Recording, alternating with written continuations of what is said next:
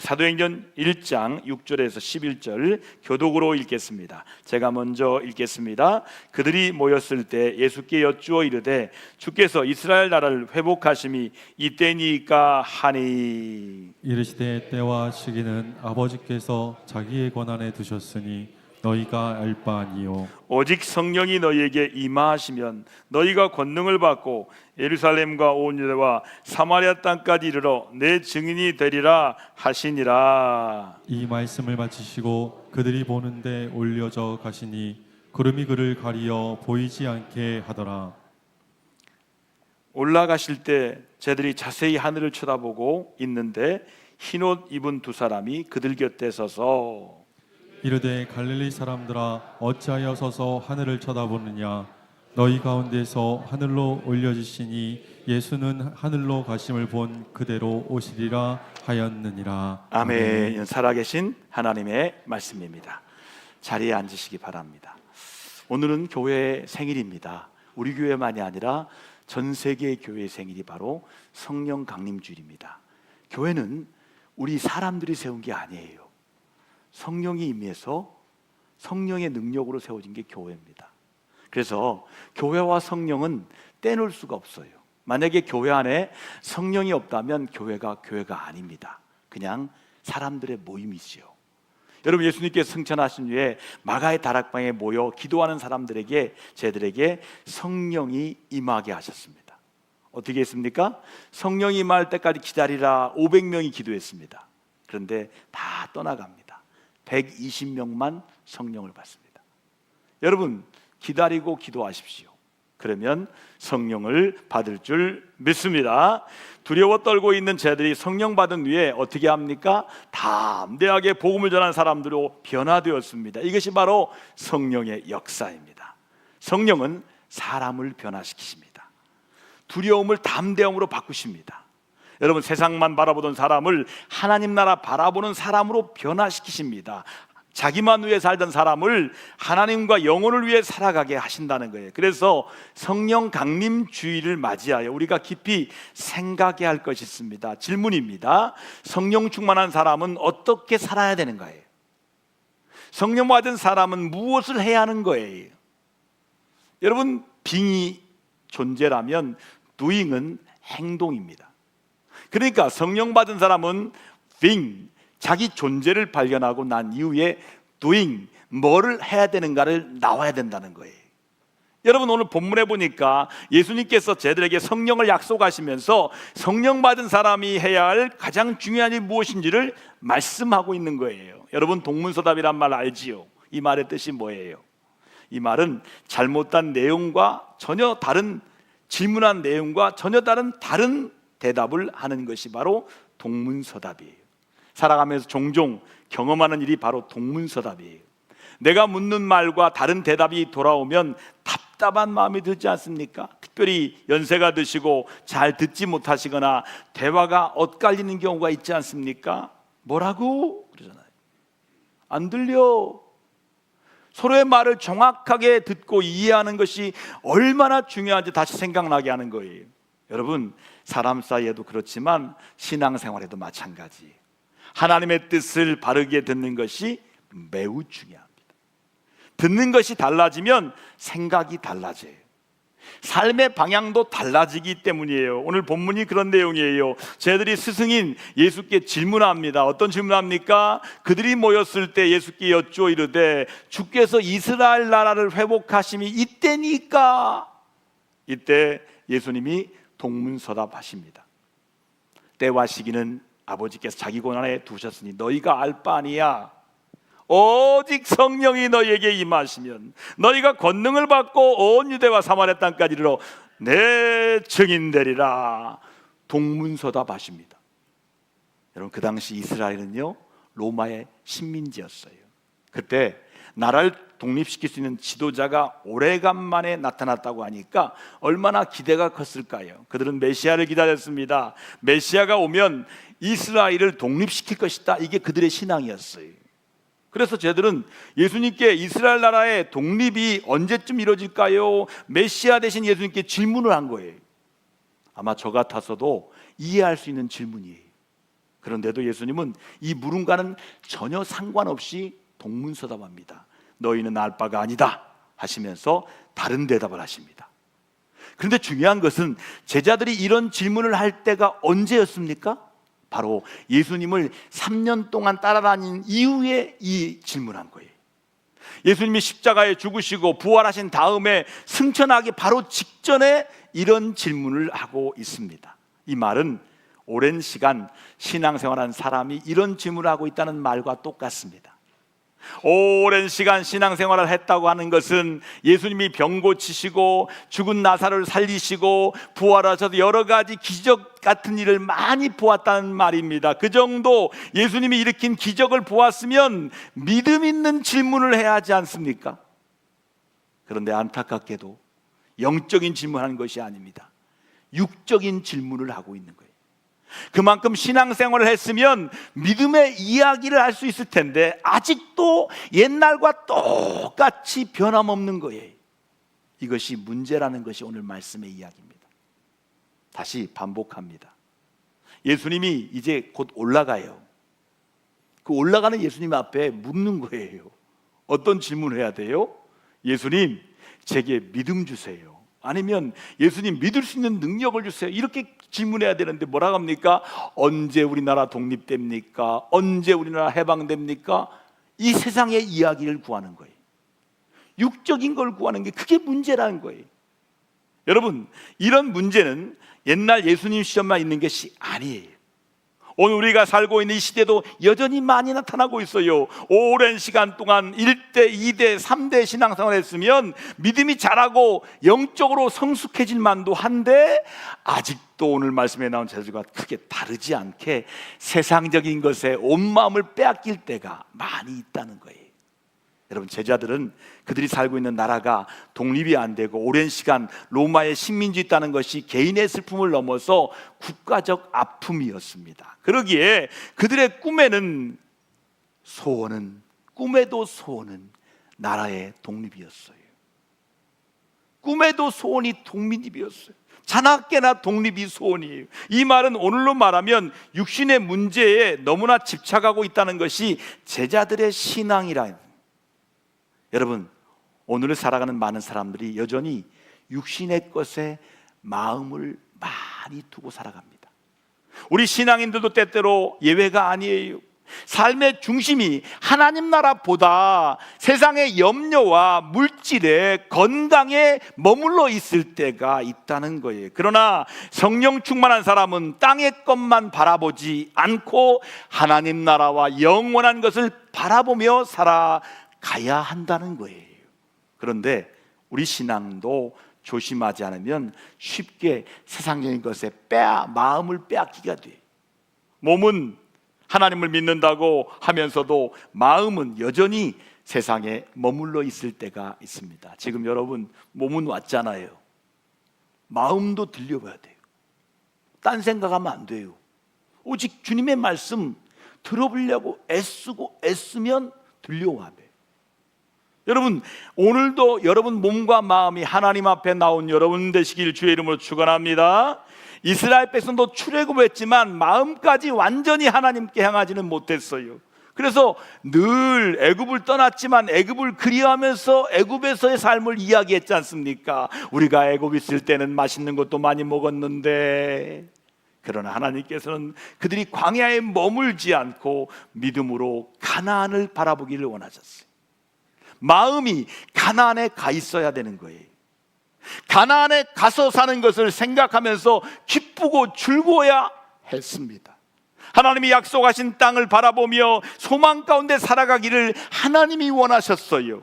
그런데 가나안 이야기하는 사람들은 모세와 갈렙과 여호수아만 있었어요. 다른 사람들은요, 가나안 이야기 안 해요. 애굽 이야기합니다. 광야 이야기합니다. 오직 모세와 갈렙과 여호수아만 가나안 이야기하는 거예요. 여러분, 이런 모습을 보신 하나님의 마음이 얼마나 아프셨을까요? 오늘 우리가 예수님의 제자들과 똑같은 신앙생활을 하고 있지는 않은지 오늘 말씀으로 돌아봐야 되는 거예요. 나의 믿음은 여전히 육에 속한 믿음입니까? 아니면 영에 속한 믿음입니까? 바울은요, 육에 속한 사람은 성령과 상관이 없는 삶을 살아간다고 말했어요. 이런 사람은요, 영적인 일에 미련하게 본다는 거예요. 이런 사람은 성령을 받은 사람이 하나님의 일을 위해 헌신적으로 사는 것을 보고 매우 어리석다고 생각합니다. 더 나아가 육에 속한 사람은 성령의 일을 깨닫지도 못합니다. 육신에 속한 사람이 성령의 일을 이해하는 것이 어려운 것은 마치 병아리가 독수리의 세계를 이해하는 것이 어려운 것보다 더 심각한 거예요. 여러분, 병아리는 어디 보고 살아요? 땅만 보고 모이 좁고 있잖아요. 독수리는 창공을 나릅니다. 그래서 창공에서 세상을 바라보는 독수리와 병아리가 어떻게 같겠습니까? 너무 다른 거지요. 세계가 다른 거지요. 여러분, 성령께서 기적적인 역사를 불러일으켜 사람을 새롭게 만드는 거예요. 하지만 육에 속한 사람은 이것을 이해할 수가 없는 거예요. 육에 속한 사람은요, 육체에만 관심을 갖고 살아갑니다. 육체를 위해, 육신을 위해 무엇을 마실까, 무엇을 먹을까, 무엇을 입을까 하는 것이 그들의 최대 관심사입니다. 그러나 성경은 오히려 육체를 위한 생각과 사업은 하나님과 원수가 된다라고 말씀하십니다. 육에 속한 사람은 하나님의 법에 굴복하지 아니할 뿐 아니라 할 수도 없고 하나님을 기쁘게 할 수도 없다고 말씀하셨어요. 그 결과 육에 속한 사람에게는 하나님의 나라가 주어지지 않게 된다는 거예요. 바울은 죄악을 발생시키는 육체의 일에 참여하는 사람들은 결코 하나님의 일에 들어갈 수 없다라고 단호하게 말합니다. 이 때문에 사도 바울은 자랑할 만한 자기 육신의 일을 배설물로 여기고 과감하게 버렸습니다. 하기도 버려요. 자기 종족의 율법 박자라는 그 율법, 그 권위도 다, 선생님도 다 버려요. 뭘 하겠습니까? 이 모든 것은 내게 배설물에 불과하다. 왜냐하면 살리는 것은 육신이 아니고 영적인 일이기 때문입니다. 여러분, 하나님은 이런 육에 속한 삶을 살고 있는 제자들에게 가장 좋은 선물을 주셨어요. 그 선물은 뭘까요? 성령이십니다. 할렐루야. 하나님께서 우리에게 주신 선물 중에 가장 좋은 선물이 뭐라고요? 성령님이십니다. 성령은 하나님의 영이십니다. 하나님의 영을 우리에게 부어주시는 은혜를 받는 것은 이 세상의 최고의 선물을 받은 거예요. 그러면 성령 받으면 왜 그렇게 좋을까요? 첫 번째는 성령 받으면 거듭납니다.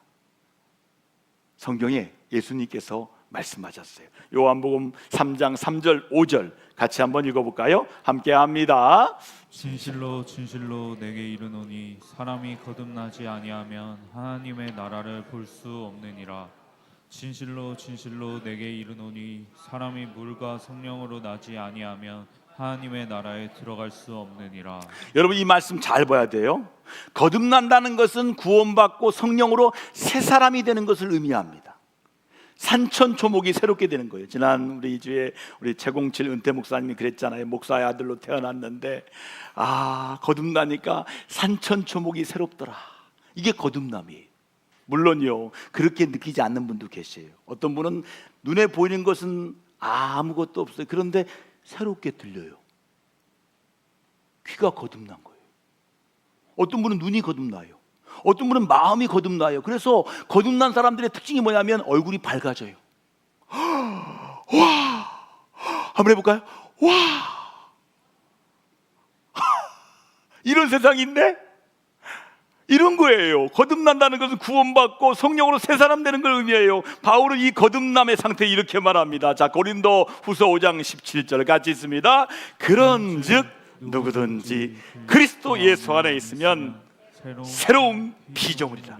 이전 것은 지나갔으니 보라 새 것이 되었도다. 할렐루야. 하나님 나라에 들어가기 위해서 성령으로 거듭나야 되는 거예요. 성령께서 오셔서 그 사람의 삶을 새롭게 변화시켜 주십니다.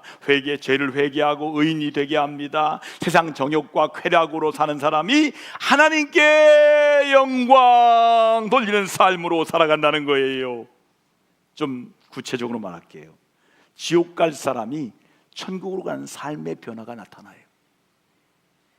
성령 충만함을 통해 변화받는 삶을 살게 되는 거예요. 이렇게 성령으로 거듭나야 하나님 나라에 들어갈 수가 있다는 거예요. 하나님 나라에 들어간다는 것은 두 가지 의미가 있어요. 하나는 천국을 말합니다. 영원한 천국에서 영생을 누리게 된다는 말씀이에요. 여러분 다 하나님 나라 천국에 들어가시길 축복합니다. 다른 하나는 하나님께서 이 땅에서 하나님의 통치를 의미하는 게 하나님 나라예요. 하나님이 다스린다는 거예요. 이런 분들은요, 아버지가 달라요. 아버지가 누굴까요? 하나님 아버지. 한번 해봐요. 시작. 하나님 아버지. 여러분, 하나님 아버지를 믿고 하나님 아버지를 부르는 사람들은 뭐예요? 믿음의 형제자매예요. 그래서 아버지 학교는요, 직함을 다 내려놓습니다. 형제님 그럽니다. 형제님, 그렇게 아버지 학교에서. 왜요? 하나님 아버지가 아버지니까 형제예요. 여러분, 하나님 아버지가 아버지로 고백되는 여러분 되길 주의 이름으로 축원합니다. 하나님 아버지의 도움을 받아 이 세상에 승리하는 삶을 삽니다. 복되고 영광스러운 삶을 살게 됩니다. 성령으로 충만한 사람은 이 땅에 살면서도 하나님 백성으로서 하나님의 통치를 받는 하나님 나라에서 살게 되는 거예요. 이 땅에 살고 있지만 하나님 통치를 받으며 어디 산다고요? 하나님 나라에 사는 거예요.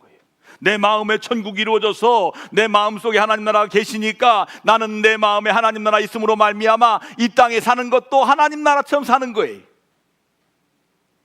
그런 사람들의 삶이 특징이 있어요. 삶의 목표가 분명합니다. 그리고 욕망이 많지 않아요. 능력이 임합니다. 여러분, 독립운동가 중에 조만식 선생님 아세요? 원래 이분은요, 부잣집 아들로 태어납니다. 공부를 열심히 하다가 이거 공부한들 뭐해? 나라가 우리나라 거 아닌데 하면서 술과 도박과 싸움하는 불량배로 변화됩니다. 하루는 그가 술에 취해 길을 걷고 있는데 미국 선교사가 젊은이, 이 사람아, 나라가 망해가고 있는데 젊은 사람이 술 마시고 방탕하면 되겠나? 소리쳤습니다. 그는 그 말에 충격을 받았어요. 그 말이 귀에 맴돌며 떠나지 않았어요. 그는 자신을 책망했던 선교사를 찾아가 내가 이 나라와 민족을 위해 무엇을 해야겠습니까? 라고 물었습니다. 그때 선교사가 그에게 말합니다. 무엇 하기 전에 먼저 being, 존재가 변화돼야 돼. 너 예수 믿고 새 사람 되어라. 이렇게 말합니다. 예수 믿고 새 사람 되라. 그래서 조만식은 예수 믿기로 작정했습니다. 자신의 친구들에게 모아놓고 말합니다. 나 이제부터 술도 끊고 이제 도박도 끊고 예수 믿기로 이제 전환한다 하면서 친구들과 헤어집니다. 그리고 교회에 나갑니다. 하나님 말씀 듣고 성경을 읽기 시작합니다. 그 당시 기독교 정신으로 세워진 숭실학교에 들어가 공부를 했습니다. 그리고 졸업한 후에 나라와 민족을 사랑하는 애국자가 되어 오산학교에서 젊은 아이들을 가르쳐 지도자를 배출하고 3.1 운동의 운동을 주도하는 민족의 지도자가 되었습니다. 성령으로 충만하면 영이 거듭납니다. 그리고 생활이 거듭납니다. 바른 인생을 살아가는 거예요. 둘째는 성령 받으면 능력을 받습니다. 자, 오늘 말씀 같이 읽어볼까요?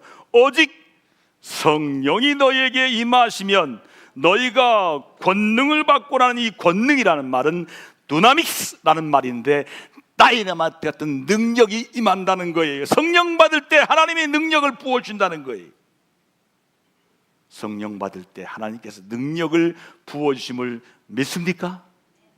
제가 이번에 김재원 장로님을 만나서 질문을 했어요.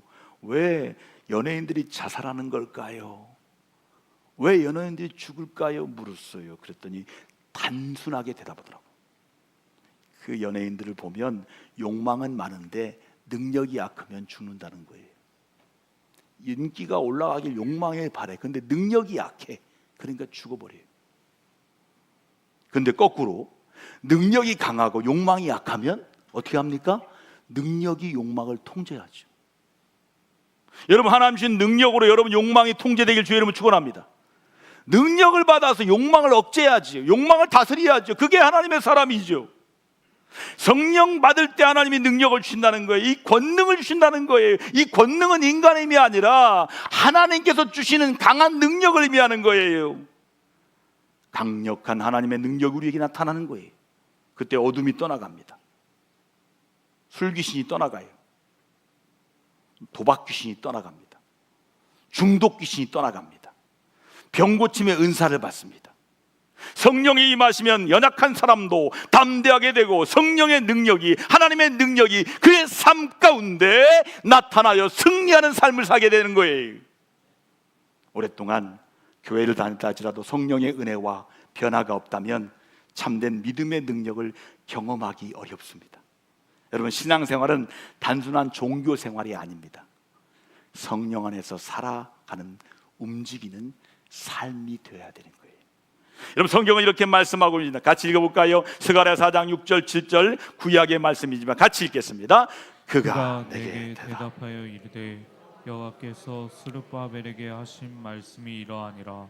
만군의 여호와께서 말씀하시되 이는 힘으로 되지 아니하며 능력으로 되지 아니하고 오직 나의 영으로 되느니라. 큰 산아 내가 무엇이냐? 내가 스룹바벨 앞에서 평지가 되리라. 여러분, 내 힘으로 안 되는 거예요. 안 되잖아요. 내 능력으로 아니 되는 거예요. 오직 성령의 능력으로만 가능한 거예요. 그러므로 내 생각, 내 지식, 내 힘, 내 능력으로 하지 말고 오직 성령의 능력으로 일하시기 바랍니다. 하나님의 능력이 임할 때 아무리 큰 산 같은 어려운 문제가 내 앞에 놓여있다 할지라도 평지가 되는 거예요. 성령의 능력을 받으면 할 수 있거든. 무슨 말이냐? 믿는 자에게는 능히 하지 못할 일이 세상에 없느니라. 그리고 말합니다. 내게 능력 주신 자 안에서 내가 모든 것을 할 수 있느니라. 아멘. 케미가 드는 거예요. 케미가. 능력이 올라가는 거예요. 욕망은 내려가고 믿음이 생기는 거예요. 여러분, 이런 마음의 자세가 성령 받은 사람의 자세예요. 성령의 능력은 앞으로 전진하는 거예요. 하나님과 함께 동행하는 거예요. 성령 충만하여 능력 있는 하나님의 사람들로 사시기를 축복합니다. 세 번째로, 성령 받으면 증인이 됩니다. 증인. 이 사도행전은 증인이란 말을 빼면 말씀이 이루어지지 않습니다. 성령과 증인이 빠지면 사도행전은 기록될 수가 없어요. 여러분, 성령 받으면 증인되는 거예요. 본문에서 말씀하고 있는 가장 중요한 것은 성령 받고 증인의 삶을 살라고 말씀한 거예요. 누구의 증인일까요? 예수님의 증인이 되는 거예요. 십자가의 증인이 되는 거예요. 부활의 증인이 되는 거예요. 증인되기 위해서 가장 필요한 것이 뭘까요? 보고 들은 목격자입니다. 예수님께서 나의 죄를 위하여 십자가에 죽으시고 사흘 만에 부활하신 것에 대한 증인입니다. 이미 우리는 영적으로 주님의 죽으심과 부활에 대해 목격자가 되었어요. 이 목격은 어떤 상황에도 변함이 없는 진리의 목격입니다. 제가 용기가 없어서 기용이가 아니라 용기 있는 사람으로 대하고 하나님이 기용을 하고 주셨어요. 저는 용기가 필요한 사람이었어요. 얼마나 용기가 없었으면 제가 어릴 때 힘들었는지 몰라요. 좋아하는 사람이 있으면 좋아한다는 말도 못해요. 근데 지금 용기가 있어요. 용기가 생겼어요. 성령 받고 난 뒤에 용기가 생겼어요. 할렐루야. 여러분도 용기가 생겨지길 주의 이름으로 축복합니다. 용기가 있어야 돼요. 어떤 어려움이 있어도 진실을 말할 수 있는 용기가 있어야 되는 거예요. 세상 법정에도 증언하려면 여러 가지 어려움이 있지 않습니까? 사람들이 협박할 수 있어요. 오고 가는 어려움도 있어요. 그래서 사람들은 증인을 서지 않으려고 합니다. 그러나 우리가 알아야 할 것이 있어요. 증인을 선다는 것은 사람이 죽느냐 사느냐가 달려있는 것을 알아야 돼요. 세상에서요, 교통사고 난 것을 본 사람은 사실대로 말해야 피해자가 가해자가 되는 것을 막을 수 있어요. 증인이 없으면 피해자가 가해자가 돼요. 가해자가 피해자가 돼요. 그러니까 죽고 사는 문제예요. 영적으로도 마찬가지예요. 천국과 지옥이 분명하게 있다는 것을 증언해야 돼요. 증거해야 돼요. 한번 따라합시다. 예수 믿으면 천국, 예수 안 믿으면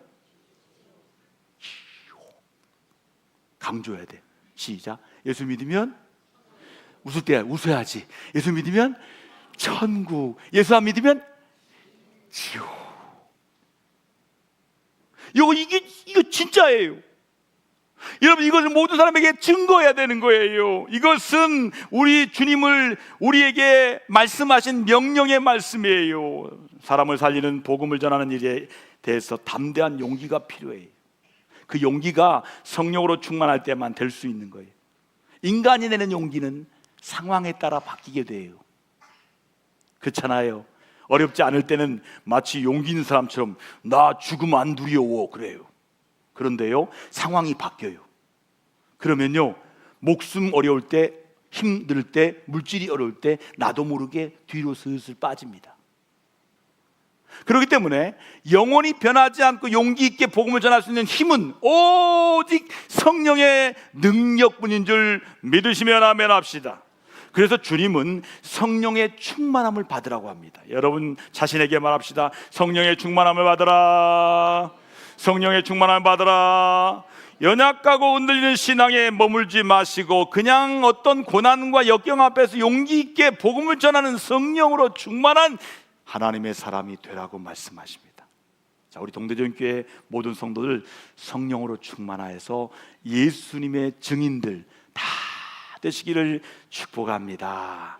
하나님의 성령의 은혜는 교회 안에만 있는 게 아니에요. 우리가 살고 있는 이 세상 모두에도 있어요. 보세요, 저 사람 전혀 예수 믿을 것 같은 사람이 아닌데도 복음 전하면 마음이 활짝 열려서 예수님을 영접하고 구원받는 사람들이 있어요, 없어요? 있어요. 구원받기 전에는 그 사람이 누군지 몰라요. 그런데 전하다 보면 하나님께서 그 사람의 마음 문을 놓고 하시고 열어주셔서 예수님을 구주로 영접하는 것을 보게 됩니다. 아, 저 사람이 교회 나왔네? 전혀 나오지 않을 것 같은 사람이 보였는데 그러면서 나도 전도해야 되겠다, 저 사람 나오는 거 보니까 전도하면 되겠구나 하는 생각이 드신 적이 여러분에게 있을 것입니다. 한번 따라해볼까요? 전도하면 된다. 할렐루야. 여러분, 전도하면 돼요. 그 은혜가 얼마나 큰가를 알아야 돼요. 그렇기 때문에 우리는 날마다 전하고 전해야 돼. 기도하고 전하고 전하고 기도하고. 누가 예수님을 믿을 사람인지 우리는 모르기 때문이에요. 성경에 말합니다. 이 성에 내 백성이 많이 있다. 이 대동에 내 백성이 많이 있다. 대전에 내 백성이 많이 있다. 이 말씀으로 들어야 돼요. 우리가 볼 때는 예수 믿을 사람이 같은 내 주위에는 전혀 없는 것 같아요. 그런데도 하나님 말씀 믿고 내가 살고 있는 동대에 복음을 자꾸 전하다 보면 분명한 것은 예비하신 영혼이 있다는 거예요. 이것이 얼마나 큰 은혜입니까? 이렇게 하나님은 교회 안에 성도들에게도 은혜를 베푸십니다. 그리고 교회 밖에 있는 사람들에게도 하나님께서 은혜를 베푸십니다. 하나님의 은혜는 한이 없는 은혜입니다. 자, 미국 소매상협회 통계를 냈답니다. 판매원 48%가 전화 한 번 해보고 포기한답니다. 25%는 두 번 전화하고 포기한답니다. 15%는 세 번 전화하고 포기한답니다. 그러니까 88%의 세일즈맨이 한 통 내지 두 통, 세 통에 전화해보고 그만 포기한다는 결론입니다. 그런데 12%는 끈질기게 전화하고 반복해서 계속 전화하다가 판매를 하게 된다는 놀라운 사실이에요. 놀라운 사실은 12%의 세일즈맨의 판매량의 80%를 차지한다는 거예요. 여러분, 그리스도의 전도도 마찬가지예요. 복음의 확산을 갖고 확신을 갖고 반복해서 예수 믿으세요, 큰일 나야, 안 믿으면 전할 때만 전도가 가능하다. 항상 소수의 그리스도인만이 이 원리를 체득해서 알고 전도의 열매를 그 사람만 맺고 있는 것은 아쉬운 현실이에요. 그런데 이런 끈질긴 전도자가 성령의 능력을 받아야 가능한 거예요. 그래서 예수님께서 본문에서 뭐라고 합니까? 한번 따라합시다. 성령 받으라. 성령 받아라. 성령 받아야 확신과 열심이 생겨서 복음을 전하게 된다는 거예요. 원칙적으로 보면 복음 전하지 않는다면 인간 구원은 불가능해집니다. 하나님께서 구원이 인간 속에 적용되고 실제화되기 위해서 반드시 전도라는 은총의 도구를 사용했다는 거예요. 성경이 말합니다. 전도가 가장 미련한 것이다. 전도에 미련하는 것으로 너희를 구원했다. 이렇게 말씀하십니다. 그러므로 인간이 구원받는데 가장 중요한 영적 원리가 있는 거예요. 이것은 누구든지 인간은 스스로 구원받을 수 없다는 결론이에요. 한번 따라합시다. 스스로 구원 못 받아. 진짜예요. 제가 스스로 교회 나왔을까요? 아니에요. 저 친구가 전도해서 온 거예요. 여러분 스스로 구원받았다고 생각하세요? 여러분 어머니 아버지가 기도한 거예요. 스스로 구원받은 사람, 스스로 교회 나온 사람 없어요. 뭐 스스로 나왔대. 알고 보면 옛날에 전한 사람이 있었어요. 스스로 구원받을 수 없어요. 어떤 사람이 의지가 강하다고 자기 나쁜 습관이나 행동은 스스로 고칠 수는 있을지 모릅니다. 하지만 자기 영혼만은 스스로 구원받을 수 없어요. 그러므로 전도의 중요성은 아무리 강조해도 지나치다고 말할 수 없어요. 여러분 전도하십시오 말하면 우리 목사님 또 시작이다 그러지 마요. 전도하라는 말은 제가 죽을 때까지 할 거예요. 저한테 전도하라는 말 하지 마라고 하지 마요. 목사님은 해야 될 사람이에요. 한번 해볼까요? 목사님은 끊임없이 전도하라고 말씀하세요. 우리가 순종할 때까지. 여러분이 계속 전도하라고 말하는 건 여러분 상 받기 위해 제가 전도하라고 하는 거예요. 여러분 지금 내가 복음 전하자면 불신자는 지옥으로 떨어지고 말아요. 우리 주님께서 한 영혼에 대해서 애타는 마음을 아는 그리스도인이라면 지옥으로 떨어지는 영혼을 향해 때를 얻든지 못 얻든지 항상 복음을 전해야 한다는 거예요. 이것이 성도를 향한 예수의 지상 명령인 줄 믿습니다. 이 영적인 하늘의 일을 하기 위해서 우리 주님은 우리에게 성령을 부어주십니다. 여러분 성령 받으면 뭐 할래요? 그거 갖다 전도하는 거예요. 성령 받으면 뭐 할 건데요? 전도하기에 받는 거예요. 분명한 목적을 갖고 있어야 기도해야 성령을 주시지. 성령 받아 전도하시기 바랍니다. 여러분 성령 강림주의를 맞아요. 성령으로 충만하셔서 죽어가는 영혼들에게 살아있는 증인들 다 되시기를 주님이 원하십니다. 우리 함께 기도하실 때 성령받아 증인되도록, 능력받아 증인되도록, 성령받아 거듭나도록 한 말씀 붙들고 기도하겠습니다. 하나님 아버지 감사합니다. 오늘 주신 말씀이 내게 가장 소중하게 들려지게 하셔서 성령받아 거듭나게 하여 주시고, 성령받아 능력받게 하시고, 성령받아 증인되게 하여 주셔서 성령의 능력으로 새롭게 변화되고, 성령의 능력으로 권능받게 하시고, 성령의 능력으로 살아가게 하시고, 성령의 능력으로 전도하는 인생으로 축복하여 주시옵소서. 저는 어릴 때 고개를 못 들고 다닐 만큼 능력 없는 사람이었습니다. 그래서 교회 와도 늘 고개를 숙였지요. 그런데 제게 성령을 주셨어요. 고개를 들게 하셨습니다. 그리고 복음 전하는 전도자가 되게 했고 목사가 되게 했습니다. 이 시간에 우리 성도들에게도 제가 받은 성령을 다 받게 해 주옵소서. 성령 받아 새롭게 해 주시옵소서.